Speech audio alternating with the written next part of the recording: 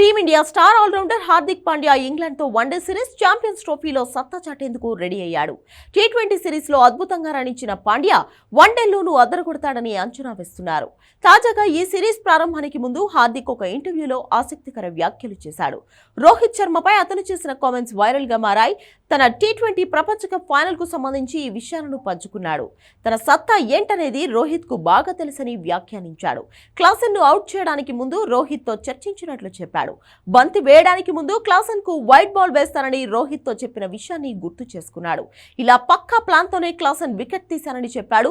రోహిత్ తో విభేదాలు ఉన్నట్లు వార్తలను పాండ్యా కొట్టిపారేశాడు.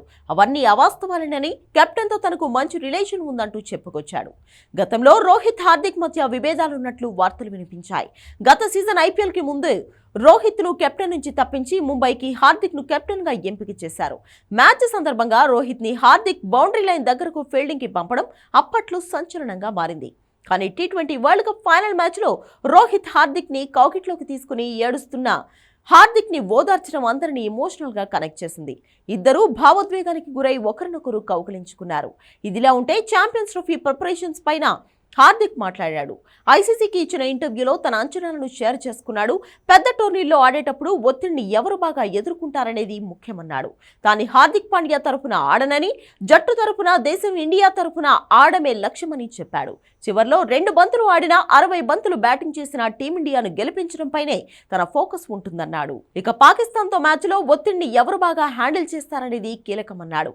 ఇదే సమయంలో 2022 టీ20 ప్రపంచ కప్ లో మెల్బోర్న్ లో పాకిస్తాన్ పై జరిగిన ఉత్కంఠ మ్యాచ్ గుర్తు చేసుకున్నాడు. ఈ మ్యాచ్ లో అభిమానులు ఇచ్చిన సపోర్ట్ మరువలేనని, ఎంతో భావోద్వేగంతో కూడుకుందని చెప్పుకొచ్చాడు. ఈ మ్యాచ్ లో టీమిండియా 4 వికెట్ల తేడాతో గెలిచింది. ఆల్రౌండర్ గా ఈ మ్యాచ్ లో పాండ్యా అద్భుతంగా రాణించాడు. బౌలింగ్ లో 3 వికెట్లు తీయడంతో పాటు బ్యాటింగ్ లో హాఫ్ సెంచరీతో రాణించాడు. ఛాంపియన్స్ ట్రోఫీలోనూ జట్టుకు కీలక ఆటగాడుగా రాణించాలన్నదే తన లక్ష్యమని పాండ్యా చెప్పుకొచ్చాడు.